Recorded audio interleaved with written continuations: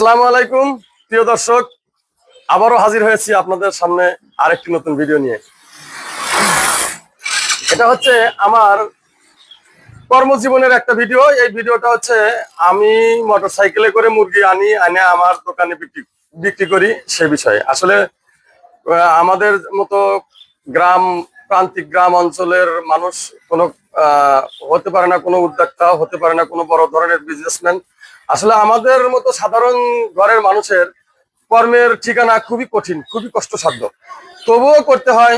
কেননা জীবন জীবিকার তাগিদে আমাদের যে কোনো কর্মই করতে হয়।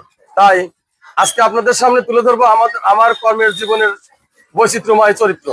দেখেন, মোটর সাইকেলে মুরগি আনিয়া বাজারে আমার নিজের দোকানে বিক্রি করে আমি জীবন জীবিকা অর্জন করি। এতে যে সামান্য পরিমাণ আয় হয় তা দিয়ে মোটামুটি কোনো মতো আমি আমার পরিবার নিয়ে আছি, মোটামুটি কোনো মতো আছি। কিন্তু তারপরেও আমাদের কোনো মানে অনিচ্ছা বা অনাগ্রহ বা খারাপ কিছু করার মতো কোনো প্রত্যয় আমাদের নেই। আমরা এতেই খুশি। আসলে আমাদের